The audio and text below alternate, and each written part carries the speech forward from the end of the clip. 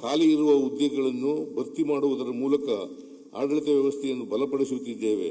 ನಮ್ಮ ಚುನಾವಣಾ ಪ್ರಣಾಳಿಕೆಯಂತೆ ಉದ್ಯೋಗ ಸೃಷ್ಟಿಗೆ ನಾವು ಆದ್ಯತೆ ನೀಡಿದ್ದೇವೆ. ಈ ವರ್ಷ 56,432 ಹುದ್ದೆಗಳನ್ನು ಭರ್ತಿ ಮಾಡುವ ಪ್ರಕ್ರಿಯೆಗೆ ಚಾಲನೆ ನೀಡಿದ್ದೇವೆ. ಉದ್ಯೋಗ ನೇಮಕಾತಿಗಳಲ್ಲಿ ನ್ಯಾಯಾಲಯದ ಪ್ರಕರಣಗಳಿಂದ ಉಂಟಾಗಿದ್ದ ವಿಳಂಬವನ್ನು ಪರಿಗಣಿಸಿ ವಯೋಮಿತಿಯಲ್ಲಿ 1 ಬಾರಿಗೆ 5 ವರ್ಷಗಳ ಸಡಿಲಿಕೆ ನೀಡಿದ್ದೇವೆ. ಸರ್ಕಾರ ಹುದ್ದೆಗಳನ್ನು ಭರ್ತಿ ಮಾಡುವುದರ ಜೊತೆಯಲ್ಲಿ ರಾಜ್ಯದ ರಸ್ತೆ, ಸೇತುವೆ, ಕಟ್ಟಡಗಳ ನಿರ್ಮಾಣಕ್ಕೂ ನಮ್ಮ ಸರ್ಕಾರ ಆದ್ಯತೆ ನೀಡುತ್ತಿದೆ. ಇಲಾಖಾವಾರು ನೀಡುವ ಅನುದಾನಗಳನ್ನು ಹೊರತುಪಡಿಸಿ ಕಳೆದ ವರ್ಷ ರಸ್ತೆ ಮತ್ತು ಮೂಲಸೌಕರ್ಯ ಅಭಿವೃದ್ಧಿಗಾಗಿ ಮುಖ್ಯಮಂತ್ರಿ ಮೂಲಸೌಕರ್ಯ ಅಭಿವೃದ್ಧಿ ಕಾರ್ಯಕ್ರಮವನ್ನು ಜಾರಿಗೊಳಿಸಿ 8,600 ಕೋಟಿ ರುಗಳ ಕಾಮಗಾರಿಗಳನ್ನು ತೆಗೆದುಕೊಳ್ಳಲಾಗಿದೆ. ಇದರ ಎರಡನೇ ಹಂತವಾಗಿ 26-27ನೇ ಸಾಲಿನಲ್ಲಿ 4,000 ಕೋಟಿ ಮೊತ್ತದ ಕಾಮಗಾರಿಗಳನ್ನು ಕೈಗೆತ್ತಿಕೊಳ್ಳಲಾಗುವುದು. ವಸತಿ ರಹಿತರಿಗೆ ಮನೆಗಳು, ನಿರುದ್ಯೋಗಿ ಯುವಜನರಿಗೆ ಸ್ವಯಂ ಉದ್ಯೋಗಗಳನ್ನು ಕಲ್ಪಿಸಿಕೊಡಲು ಹೆಚ್ಚಿನ ಪ್ರಾಮುಖ್ಯತೆ ನೀಡುತ್ತಿದ್ದೇವೆ. ಹವಾಮಾನ ಬದಲಾವಣೆಯಿಂದ ಉಂಟಾಗುತ್ತಿರುವ ತಲ್ಲಣಗಳನ್ನು ನಿಭಾಯಿಸಲು ಸೂಕ್ತ ಕಾರ್ಯತಂತ್ರಗಳನ್ನು ರೂಪಿಸುತ್ತಿದ್ದೇವೆ. ಪ್ರಾದೇಶಿಕ ಅಸಮತೋಲನ ನಿವಾರಣೆಗೆ ಮತ್ತಷ್ಟು ಹೆಚ್ಚಿನ ಆದ್ಯತೆ ನೀಡುತ್ತಿದ್ದೇವೆ. ಪ್ರೊಫೆಸರ್ ಎಂ ಗೋವಿಂದರಾವ್ ಸಮಿತಿಯ ಶಿಫಾರಸುಗಳಿಗೆ ತಾತ್ವಿಕ ಅನುಮೋದನೆ ನೀಡಲಾಗಿದೆ.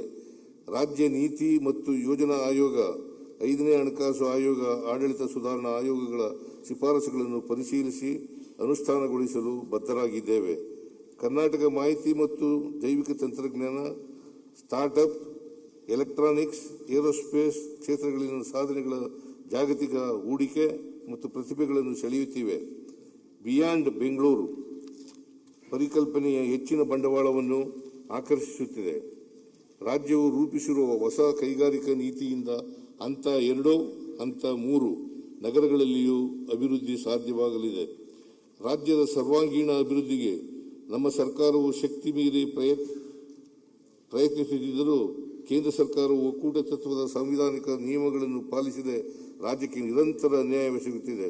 ಕೇಂದ್ರ ಪುರಸ್ಕೃತ ಯೋಜನೆಗಳಲ್ಲಿ ತನ್ನ ಪಾಲಿನ ಕಡಿತ, ಕೇಂದ್ರದ ಯೋಜನೆಗಳಲ್ಲಿ ತಾರತಮ್ಯ, 15ನೇ ಹಣಕಾಸು ಆಯೋಗದ ಶಿಫಾರಸುಗಳಿಂದ ತೆರಿಗೆ ಹಂಚಿಕೆಯಲ್ಲಿನ ಅನ್ಯಾಯ, ಅದೇ ಆಯೋಗವು ಮಾಡಿದ್ದ ವಿಶೇಷ ಶಿಫಾರಸುಗಳನ್ನು ಕೇಂದ್ರ ಸರ್ಕಾರ ಅನುಷ್ಠಾನ ಮಾಡದ ಕಾರಣ ಉಂಟಾದ ಆರ್ಥಿಕ ನಷ್ಟ ಮತ್ತು ಜಿಎಸ್ಟಿ ದರಗಳನ್ನು ತರ್ಕಬದ್ಧಗೊಳಿಸುವ ಅಕಾಲಿಕ ನಿರ್ಧಾರದಿಂದ ರಾಜ್ಯದ ಬೊಕ್ಕಸದ ಮೇಲೆ ಬಿದ್ದ ಹೆಚ್ಚುವರಿ ಹೊರೆ ಮತ್ತು ಒತ್ತಡಗಳನ್ನು ನಿಭಾಯಿಸುವುದು ಸವಾಲಿನ ಕೆಲಸವಾಗಿದೆ.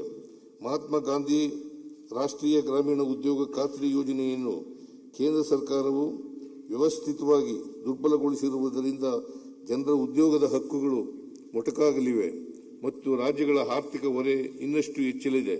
ಈ ಕಾರಣಗಳಿಂದ ರಾಜ್ಯದ ಹಿತಾಸಕ್ತಿಗಾಗಿ ಪಕ್ಷಾತೀತವಾಗಿ ಎಲ್ಲರೂ ಒಗ್ಗೂಡಿ ಕೇಂದ್ರ ಸರ್ಕಾರದ ಮೇಲೆ ಒತ್ತಡ ಹೇರಲೇಬೇಕಾಗಿದೆ. ರಾಜ್ಯದ ಸರ್ವಾಂಗೀಣ ಅಭಿವೃದ್ಧಿಗೆ ಪೂರಕವಾದ ಯೋಜನೆಗಳನ್ನು ರೂಪಿಸಿ ಅನುಷ್ಠಾನಗೊಳಿಸುವ ನಮ್ಮ ಸಂಕಲ್ಪವನ್ನು ದೃಢಪಡಿಸುತ್ತದೆ. ಕೇಂದ್ರ ಸರ್ಕಾರದ ಅಸಹಕಾರದ ನಡುವೆಯೂ ಆರ್ಥಿಕ ಬೆಳವಣಿಗೆಯೊಂದಿಗೆ ವಿತ್ತೀಯ ಶಿಸ್ತು ಪಾಲಿಸಲು ಸಾಧ್ಯವಾಗಿರುವುದು ನಮ್ಮ ಆಡಳಿತದ ವಿಧಾನದ ಮಾದರಿಯಾಗಿದೆ.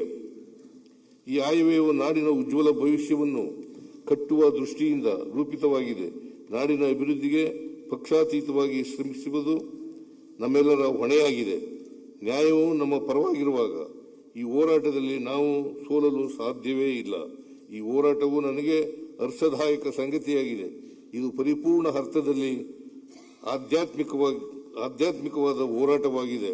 Doctor BR Ambedkar. ರಾಜ್ಯದ ಆರ್ಥಿಕತೆ. ರಾಜ್ಯದ GSTPಯು 2025-26ನೇ ಸಾಲಿನಲ್ಲಿ 8.1% ನೈಜ ಬೆಳವಣಿಗೆಯನ್ನು ದಾಖಲಿಸಿದ್ದು, ದೇಶದ GDP ಬೆಳವಣಿಗೆ 7.4% ಗಿಂತ ಹೆಚ್ಚಿಗೆ ಇರುತ್ತದೆ. ಆರ್ಥಿಕತೆಯಲ್ಲಿನ ಈ ಸದೃಢ ಬೆಳವಣಿಗೆಯು ರಾಜ್ಯದ ಎಲ್ಲ ವಲಯಗಳ ಸಮಗ್ರ ಬೆಳವಣಿಗೆಯಿಂದ ಸಾಧ್ಯವಾಗಿದೆ. 2025-26ನೇ ಸಾಲಿನಲ್ಲಿ ರಾಜ್ಯದ ಆರ್ಥಿಕತೆಯ ವಿವಿಧ ವಲಯಗಳಲ್ಲಿ ಸಮತೋಲಿತ ಬೆಳವಣಿಗೆ ಕಂಡುಬಂದಿದೆ. ನಿಮ್ಮೂರಿನಿಂದ ವಿಶ್ವ ಮಟ್ಟದವರೆಗೆ ರಾಜಕೀಯ, ಸಿನಿಮಾ, ಸ್ಪೋರ್ಟ್ಸ್ ಯಾವ ಸುದ್ದಿಯೂ ಮಿಸ್ ಆಗಲ್ಲ. ಬರೀ ಸುದ್ದಿಯಷ್ಟೇ ಅಲ್ಲ, ಜೊತೆಯಲ್ಲೇ ಇರುತ್ತೆ ವಿಶ್ಲೇಷಣೆ. ಗ್ಯಾರಂಟಿ ನ್ಯೂಸ್ ನ ಸಬ್ಸ್ಕ್ರೈಬ್ ಮಾಡಿ, ಫಾಲೋ ಮಾಡಿ, ಕ್ಷಣ ಕ್ಷಣದ ಅಪ್ಡೇಟ್ಸ್ ಪಡೆಯಿರಿ.